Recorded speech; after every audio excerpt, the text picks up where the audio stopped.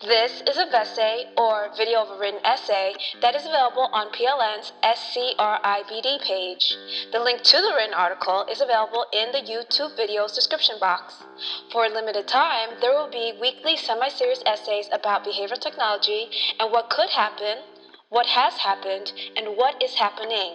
Whether you read the essays or watch the essay, hope you get something out of RX's musings on behavioral technology. This week's essay is Elexual Intercourse.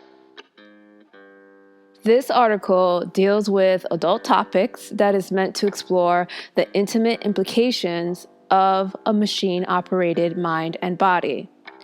The movie Demolition Man is a futuristic movie about a cop who was framed, then imprisoned through cryopreservation until the next century. He's defrosted in the year 2032 and is surprised to see how things have changed since he last saw the light of day. There's a scene where a female who is trying to help him hunt down a criminal asks him if he wants to have sex.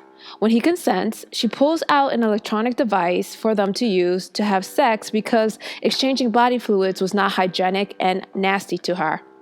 He's confused but tries it anyway. He puts on the device only to have visions of her being aroused by him. He tears the device off and refuses to use it for sexual purposes. There are videos about how Demolition Man predicted a lot of things that now exist. It may also predict a new way to have sex. The research of Dr. Jose Delgado can help make non-contact sex possible. In his book, Physical Control of the Mind Towards a Psycho-Civilized Society, he talks about experiments done on people. In one experiment, Delgado gives his patients a device that uses electronic brain stimulation to stimulate certain areas of the brain. He gives control of the device to his patients and recorded the results of the self-stimulation. He wrote, "The highest score was recorded from one point of the septal region, and the patient declared that pushing this particular button made him feel good, as if he were building up to a sexual orgasm, although he was not able to reach the endpoint and often felt impatient and anxious." Another patient with psychomotor epilepsy also enjoyed septal self-stimulation, which again had the highest rate of button pushing and often induced sexual thoughts. Activation of the septal region by direct injection of acetylcholine produced local electrical changes in two epileptic patients and a shift in mood from dysphoria to contentment and euphoria, usually with concomitant sexual motivation and some orgastic sensations. It appears that Delgado was able to use electronic brain stimulation to simulate a sexual experience. Let's put the movie and the real-life research together to create a hypothetical situation. What if the CDC decided to remedy a rise in STDs, unwanted pregnancy, and teen pregnancy by funding research to develop a truly safe sexual experience between two people? Let's say that a company that received funding decided to use that scene from Demolition Man as inspiration and developed an Elexual Intercourse device. Elexual Intercourse, electronic sexual intercourse, is defined as simultaneous no-touch sexual stimulation involving two people using electronic devices. Say goodbye to sex as it is known today and say hello to real safe sex. No unwanted pregnancies, no exchange of body fluids, no worries. Here's how the Elexual Intercourse device can work. Virtual reality goggles are popular right now. These can be used by two people to simultaneously create and enter a sexual fantasy. Now, in order to make the sexual experience more realistic, there has to be a way for the two to touch without actually touching each other. Sensory-inducing gloves could be worn by both parties to create a sense of touch in certain areas of the body. Studies will have to be done to figure out how to create a device that can be worn like a glove and simulate the feeling of touching another person's body. Easy-to-use headphone electrodes can be sold with the Elexual Intercourse device so that users can place it near the back of their heads or wherever needed to stimulate the areas of the brain involved with orgasmic sensation. No matter how often it is used, the device can't cause any injury. Delgado's research could be used to locate the brain's sexual pleasure zones. Once that is all figured out, two people can remotely and safely have sex and probably achieve orgasm by meeting in a virtual room or whatever fantasy they decide on. Some of you are probably thinking that I put a little too much thought into how to create the Elexual Intercourse device. Some may think that I may be a little lonely and need some company. I agree that maybe too much thought was put into it, but I'm not in need of company. It's an interesting concept to have sex without touching, and I wanted to think about how it could be possible. The sex toy industry shows that people already have sex with machines, but this is like people having a menage a trois with machines.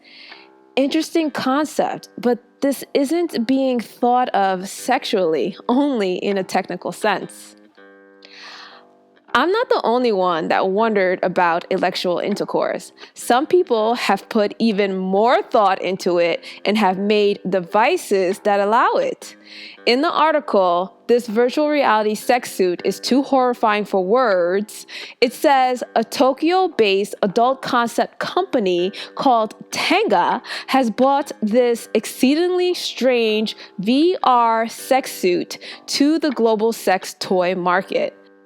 A video demonstration of the VR sex suit shows a guy with virtual reality or VR goggles on.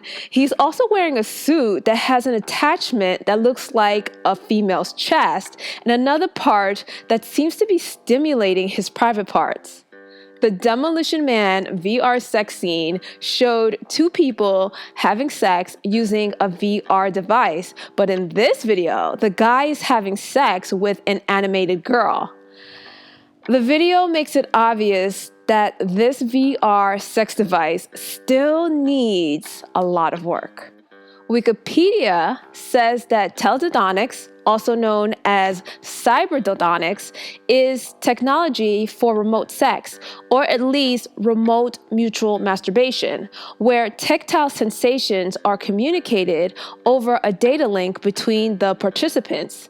Sex toys that can be manipulated remotely by another party may be on the market. Promoters of these devices have claimed since the 1980s they are the next big thing in cybersex technology. A report in the Chicago Tribune in 1993 suggested that Teledildonics was the virtual reality technology that may one day allow people wearing special bodysuits, headgear, and gloves to engage in tactile sexual relations from separate remote locations via computers connected to phone lines. A few years ago, there was an announcement about the Teslasuit. The article, "Haptic Hugs and Virtual Reality Teslasuit Lets You Embrace Your Lover from Across the Globe," says, on October 14th, Sarah Cox, a presenter for Watch TV, received the world's first hug using virtual reality and tactile feedback, claimed Tesla Studios. There was a GIF of Cox showing her feeling the embrace of a man while she watched him hug the air on the other side of the room. The virtual hug was delivered with 3 devices working in tandem: the Teslasuit, an Xbox Kinect motion sensor, and an Oculus Rift headset. As the hugger raised his arms and closed them around empty space, his movements were detected by sensors and sent to Cox's Teslasuit. The suit picked up the sensation of being hugged and applied it to her body. According to Geek Snack, the suit is machine washable and fitted with thousands of nodes that can send tiny electromagnetic pulses into the skin. Nerves will receive these pulses as physical stimuli. Sensations like a warm breeze, water submersion, human touch, or the localized impact of a bullet are all sensations that the Teslasuit purport to stimulate. The Teslasuit is completely wireless. It comes with a T-belt, which acts as the control center for all its operations. The suit itself is broken up into gloves, a vest, and trousers, each of which communicate with the T-belt, which sends its data to the corresponding device via Bluetooth.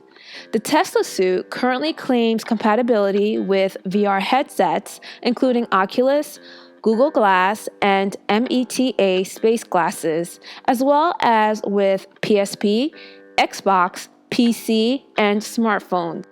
The Teslasuit offers the possibility of complete remote embodiment. The potential for sexual immersion between two bodies is almost infinite and far more sensual. Sex, which for some may be defined as vaginal penetration by a penis, is absolutely not that for others. But for almost everyone, sex requires people's bodies to physically interact. A pair of the haptic bodysuits working in tandem could be used to simulate all sorts of spooning, stroking, and canoodling between two people at a distance. The Demolition Man device didn't require suits, but the Teslasuit is currently the closest thing to that VR sex scene. There are people, mostly males, who have sex dolls. Some even married or exclusively date their sex dolls. At first, it sounded strange and these guys seem a bit off.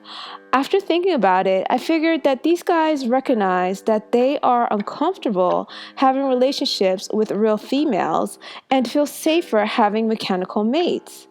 Honestly, if that stops them from doing harmful things, hating females, or having dysfunctional relationships that leave both parties bitter, then robotic lovers may be the best solution for them. Maybe it could be used to prevent rape in jails, prevent rape elsewhere, or give sex offenders an alternative to rape. Targeted individuals, or TIs, have complained about electronic rape. Delgado's research has proven that it is possible to remotely and electronically generate sexual feelings. He probably gave the control to the patients to self-stimulate because he knew it would not be right for him to stimulate his patients in this way. If the TI's claims are proven true, then electronic rape could be a real concern for Elexual Intercourse devices. If the devices that are already on the market become advanced enough to deliver sexual stimulation without a suit, then there is a danger of remote molestation and/or rape by electronic means. Elexual intercourse could be good and bad for society. It has some benefits, but it could change relationship dynamics. It is uncertain how someone who is used to romantic relationships with a robot will relate to a real person. Electronic rape could also be of concern if protective measures aren't put in place. It is a very complicated issue, but it is one that needs to be talked about, especially since these devices are already on the market and some people already have robotic lovers.